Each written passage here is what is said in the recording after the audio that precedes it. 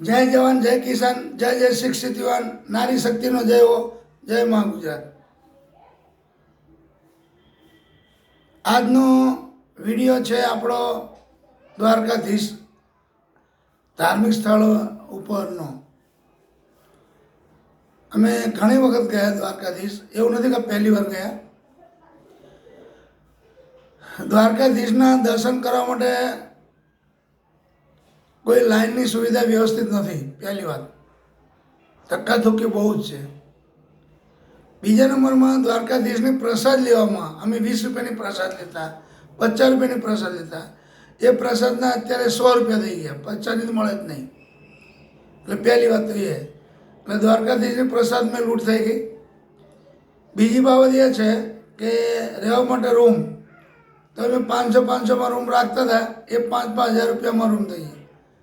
5,000 બી room ના મળે, એટલે બીજી લૂંટ આ ચોખ્ખી થઈ।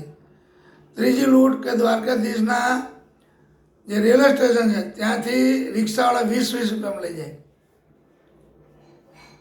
હવે એ માણસ 50 રૂપિયા લે, ગરીબ માણસ કેવી રીતે દર્શન કરશે?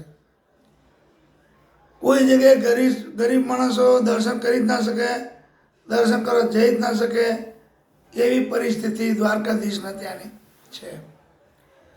ત્યાંનું તંત્ર બિલકુલ ધ્યાન આપતું નથી। શાસન નહીં કે પ્રશાસન નહીં, કોઈ ધ્યાન નથી આપતા। એમના આયોજનમાંથી મશગુલ રહે, બસ એમને શું આયોજન કરવું એમાં મશગુલ રહે। પબ્લિક માટે કોઈ જાતની કોઈ સુવિધા નહીં ત્યાં, કોઈ જ નહીં। હવે હું ત્યાંના ટ્રસ્ટીઓને કે શાસન પ્રશાસનના એક નમ્ર વિનંતી મારી છે કે આ વિડીયો સાંભળીને તારા વિચારજો કે ગરીબમાં ગરીબ માણસ હોય ને, જે તમને ખબર તો પડી જાય આવે એટલે કે આ ગરીબ, એવા માટે 500-500ની 5,000-5,000ના ખાટલા એટલે કે પથારીઓ બને એવો હોલ બનાવડાવો। બીજું કંઈ ના કરો તો એટલું તો કરો। પ્રસાદમાં જે દ્વારકાધીશની ઈચ્છા છે થશે, આવવા જવાના ભાડામાં જે થાય, પણ રહેવાની વ્યવસ્થા થાય। 5,000-5,000ના મતલબ પથારીઓ જ બધાને, કોઈને બેડ નહીં, હોલ એવો બનાવો પથારી પડ્યા રહે તો ગરીબમાં ગરીબ માણસ આજે એવી પરિસ્થિતિ થઈ ત્યાં કે ગરીબમાં ગરીબ માણસ નાના છોકરા લઈને આવ્યા હોય, એની જોડે પૈસા હોય નહીં, તો એ કેવી જગ્યાએ ઊંઘ્યા હોય એ તમે જુઓ તો તમને આશ્ચર્યજનક લાગે કે આપણે દયા આવે। તો આ પરિસ્થિતિમાં બહુ ખરાબ કહેવાય। એટલે ત્યાંના શાસન પ્રશાસન મળી અને વિકાસ તો ઘણો થઈ ગયો દ્વારકાધીશને ત્યાંનો।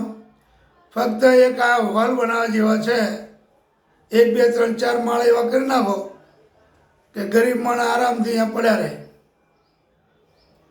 એમ જે પૈસા ના હોય તો પણ ચાલે। નિઃશુલ્ક રાખવાનું અથવા તો થોડા ઓછા પૈસા રાખવાનું, 200 રૂપિયા, 300 રૂપિયા, 100 રૂપિયા એવા રાખવાના, એટલે ગરીબ ભલે ભરી શકે એમાં। ગરીબ પ્રજાને પરિસ્થિતિ, અમુક લોકો તો એવું રડતા હતા કે જેની કોઈ હદ નહીં, કે દ્વારકાધીશ બધાની પરિસ્થિતિ સારી ના હોય। એટલે તમે પ્રશાસન શાસન સદબુદ્ધિ આપો કે બધા ત્યાં સારા હોલ, મોટા હોલ બનાવે અને હોલમાં ગરીબ માણસો આરામ કરી શકે। તો શું કોઈ રાતે આવ્યા અને સવારે દર્શન કરવા હોય તો પણ હોલમાં રહીને દર્શન કરી શકે। હોલમાં રહેવાની, નાવા ધોવાની વ્યવસ્થા કરી આપો। બીજું કંઈ ગરીબ માણસ માંગતું નથી, એમને એક રહેવાની સજ જોઈએ અને નાવા પીવાની, એટલે નાહી ધોઈને સીધા દર્શને જઈ શકે। એટલે આજનો વિડીયો બહુ ધ્યાનથી સાંભળવા જેવો છે અને સમજવા જેવી વાત પણ છે। અને બીજું શાસન પ્રશાસને બી થોડું ધ્યાન આપવાનું છે। જે ત્યાં રેલવે સ્ટેશનથી 50 રૂપિયા, અહીંયા અહીંથી 50 રૂપિયા વ્યક્તિ દીઠ 50 રૂપિયા, 20 રૂપિયા ચાલતા હતા, 20ના 30 લો, પણ આટલી બધી લૂંટ તો ના હોય। ધોળી લૂંટ, થોડા દિવસે જાહેરમાં લૂંટ, કોઈ કહેવાવાળું જ નહીં। એટલે દર્શનાર્થીઓ બહુ હેરાન થઈ ગયા। કોઈને રહેવાની વ્યવસ્થા નહીં, ખાવા પીવાની કોઈ વ્યવસ્થા નહીં, પહેરાવડાની કોઈ વ્યવસ્થા નહીં, દર્શનની કોઈ વ્યવસ્થા નહીં, પ્રસાદની કોઈ વ્યવસ્થા નહીં. તો જરા બેસીને મિટિંગ કરીને આનો એક નિર્ણય લાવો કે પબ્લિકને શું શું તકલીફ પડી, તમે જાતે જો એટલે ખ્યાલ આવશે. એટલે કમિટી જે કહેવાય દ્વારકાધીશની કમિટી હોય એ મળી અને શાસન પ્રશાસન બધા મળીને એક આ નિર્ણય સારો લાવો કે જે દ્વારકાધીશની સામે જે ખુલ્લી છે પેલા છાપરા બનેલા ગોળ ગોળ એની આગળ જમીન ઘણી છે. આમ લંબાઈમાં બને નાખો ને તો એ 5 માળનો હોલ બની જાય. એક હોલમાં 1000, 2000, 3000 માણસો ઊંઘી શકે. ચોખ્ખું કહી દેવાનું ઊંઘવા માટેનું છે. એટલે એવું હોય ને તો સારું કે કોઈ પણ દર્શન નથી આવે તો રાત્રે મોડું થયું હોય તો ખાઈ પીને ઊંઘી જાય, સવારે નાહી ધોઈને દર્શને જાય. અને બધા ધાર્મિક સ્થળ પર છે, ખાલી ડાકોરજી જ નથી, અરે સોરી દ્વારકાધીશ જ નથી. ડાકોરજી લગભગ નહીં હોય, મને ખ્યાલ નથી, જોવું જ નહીં હોય તો વિડીયો બનાવી દઈશું એનો પણ, અથવા ત્યાંના પણ જોઈ લેવાનું. પણ દ્વારકાધીશ તો ખરેખર તહેવારના ટાઈમમાં બહુ તકલીફ પડે. તહેવાર હોય ત્યારે ગરીબ માણસો આપણે જો તો ગમે ત્યાંથી કરીને રહીશું. ગરીબ માણસ એક રડે એટલે આપણને દયા આવી જાય કે બિચારા નાના નાના છોકરાઓ હોય, ગરીબ માણસો દ્વારકાધીશના દર્શને આવે અને ત્યાં રહેવાની કોઈ વ્યવસ્થા નહીં, ઊંઘે ક્યાં? શિયાળાની ઠંડી, બહાર ખુલ્લા ઊંઘાઈની, ઉનાળો હોય તો ગમે ત્યાં પડ્યા રહે, શિયાળામાં ક્યાં ઊંઘે?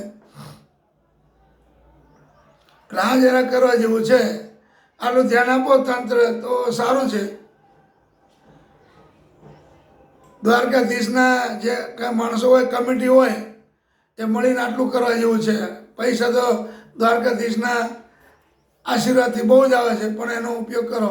અને ના આવતા તો સરકારમાંથી મંજૂર કરાવો કે આટલું તમે કરી આપો. કદાચ તમારે ઓછા પડતા હોય લાગે તો, પણ આ કરવા જેવું છે.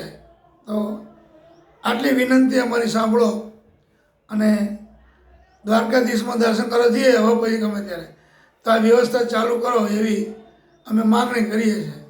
બીજું તો અમે નાના માણસો શું કરી શકીએ કહો?